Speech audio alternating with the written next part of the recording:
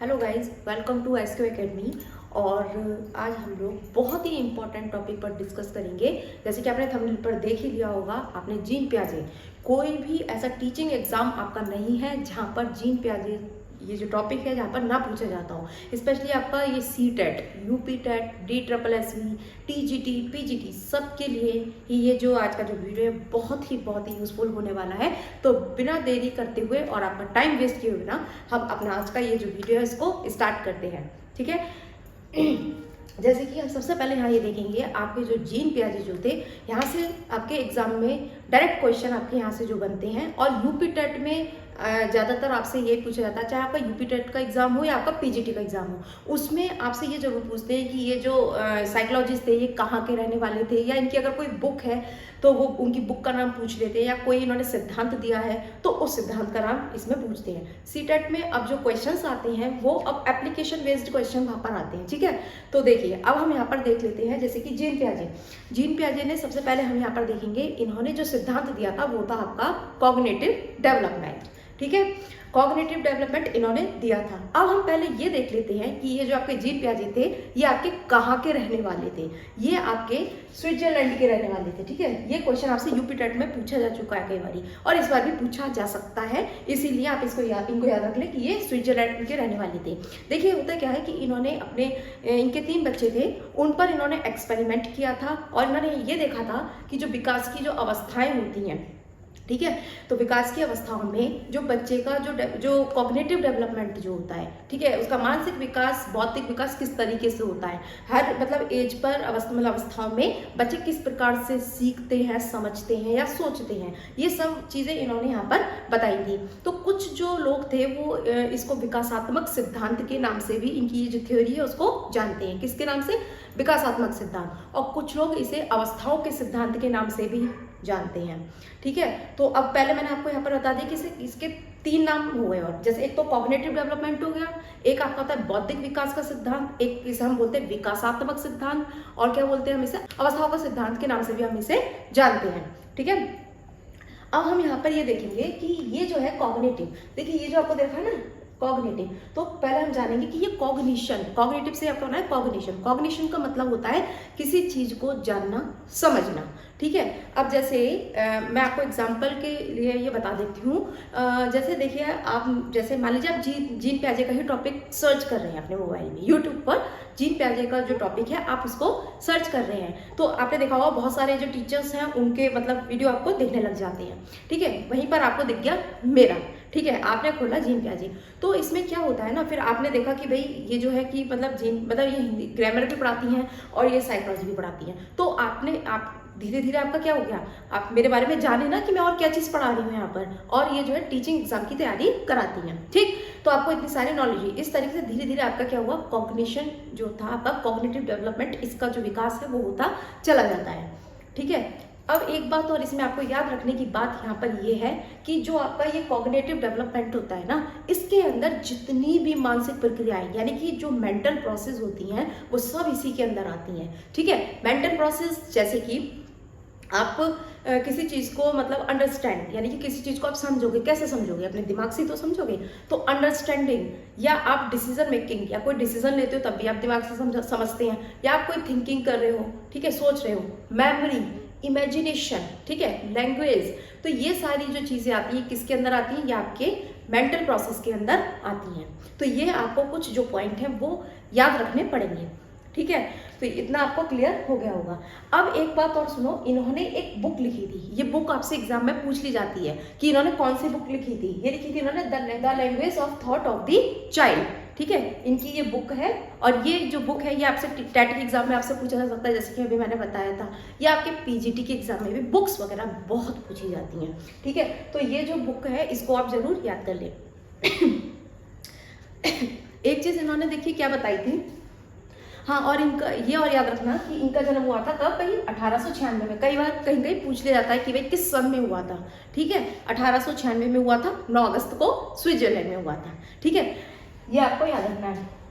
अब इन्होंने यहाँ पे बताया कि बायोलॉजिकल मैच्योरेशन, देखिए बायोलॉजिकल मैच्योरेशन क्या होती है वो मैं आपको समझाती हूँ। जैसे जैसे आपने देखा है कि हम बड़े होते जाते हैं, ठीक है, वैसे वैसे क्या होता है हमारे अंदर मैच्योरिटी आने लगती है, ठीक है।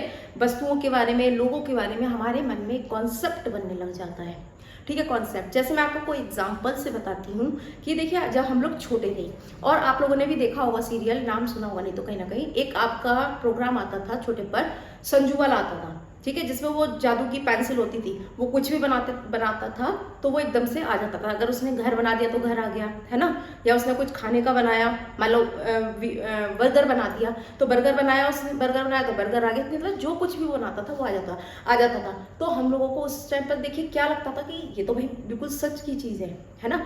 और बहुत सारे प्रोग्राम है जैसे आपने देखे होंगे इसमें, और देखो आपने देखा होगा जैसे जब कोई हीरो हीरोइन होते थे, या जैसे उन लोगों को कोई मारता था तो हमें लगता था कि इनको कोई सच्ची में मार रहा है ना, ऐसे लगता था ना, क्योंकि उस समय जब हम छोटे होते हैं तो इतनी मैच्योरेशन नहीं होती है, मतलब हम इतने मैच्योर नहीं होते हैं, क्योंकि धीरे धीरे ही हमारा, जैसे जैसे हम बड़े होते हैं ना वैसे वैसे ही हम मैच्योर होते चले जाते हैं, ठीक है।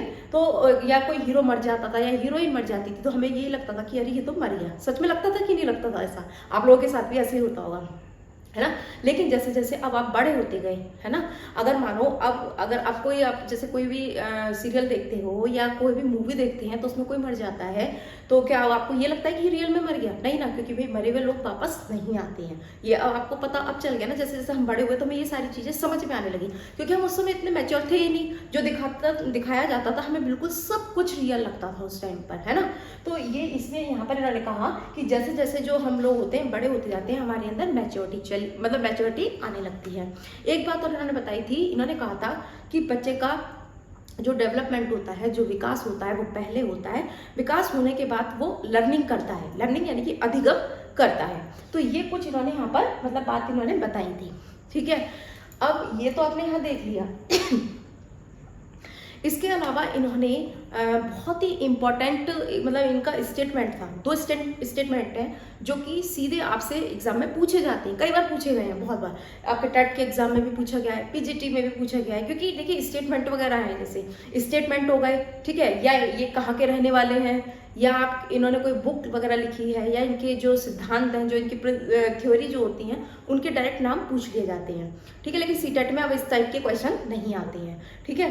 तो इन्होंने यहाँ पर जैसे कि मैंने आपको बताया स्टेटमेंट, एक इन्होंने स्टेटमेंट दिया था कि बच्चे जो होते हैं वो सक्रिय ज्ञान के निर्माता होते हैं, ठीक है। एक्टिव बताया इन्होंने बच्चे को, क्योंकि बच्चे जो होते हैं अपनी समझ का निर्माण, अपने ज्ञान का निर्माण खुद करते हैं वो, ठीक है, समाज के द्वारा नहीं करते, वो खुद से करते हैं। और इन्होंने एक स्टेटमेंट और है इनका, बच्चे को इन्होंने नन्हे वैज्ञानिक बताया, लिटिल साइंटिस्ट इन्होंने बताया। देखिए कैसे, अभी बताओ आप बच्चे को, जैसे मान लो बच्चे को अगर मैं ये देती हूँ मारकर, तो बच्चे क्या करेगा ना, इसको खोल दिया, यहाँ से इसको खोल दिया, इसकी मतलब जैसे कोई भी पेन है उसकी रिफिल वगैरह निकाल के फेंक देगा, ठीक है, अलग, फिर उसको जोड़ने की कोशिश करेगा, ठीक है, तोड़ मरोड़ कुछ ना कुछ वो उसमें करेगा, एक्टिव रहता है बच्चा। क्योंकि जैसे साइंटिस्ट होते हैं जब वो कोई किसी चीज़ की डिस्कवरी करते हैं, खोज करते हैं, तो वो एक्टिव रहते हैं कि नहीं रहते हैं, रिसर्च वगैरह जब वो करते हैं तो एक्टिव रहते हैं। ऐसे ही इन्होंने बच्चे को क्या बोला, लिटिल साइंटिस्ट बोला है, ठीक है। तो ये जो आपके दो स्टेटमेंट हैं ये बहुत ही आपके इंपॉर्टेंट है, और ये डायरेक्ट आपके एग्जाम में आप लोगों से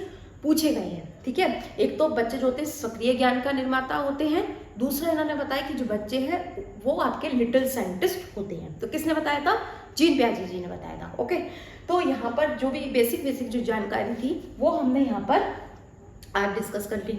अब इनके कुछ और जैसे महत्वपूर्ण जो इम्पोर्टेंट जो कॉन्सेप्ट दिए हैं, हम फिर उनके कॉन्सेप्ट देखेंगे। फिर ऐसे ही इन्होंने स्टेजेस दी हैं, उन स्टेजेस को भी हम आगे जो नेक्स्ट वीडियो आएंगी उसमें हम डिस्कस करेंगे, ठीक है। सारा कुछ एक साथ नहीं करना है, क्योंकि एक साथ करोगे तो क्या हो जाएगा कि कुछ भी चीज़ जो है समझ में नहीं आएगी, ठीक है। तो इस देखिए जो भी चीज़ आज हमने डिस्कस करी है, एक बार मैं आपको फिर से बता देती हूँ कि कॉग्निटिव डेवलपमेंट किसने दिया? जीन पियाजे जो थे उन्होंने दिया। कहाँ के थे ये? स्विट्जरलैंड के थे। इनका बर्थ कब हुआ था? 9 अगस्त 1896 को हुआ था। इनकी बुक का क्या नाम था? The language of thought of the child. इन्होंने यहाँ पर क्या चीज़ 2 स्टेटमेंट दिए थे कि बच्चे ज्ञान का सक्रिय निर्माता होते हैं, दूसरा लिटिल साइंटिस्ट इन्होंने बच्चों को बोला।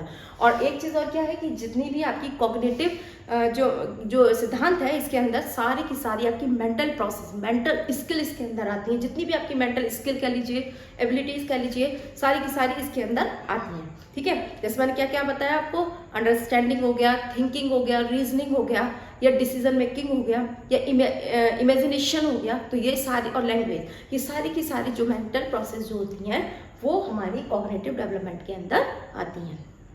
ठीक है, तो हम अपना ये जो वीडियो है आज हम ये जो अपना आज का जो वीडियो इसको क्लोज करते हैं।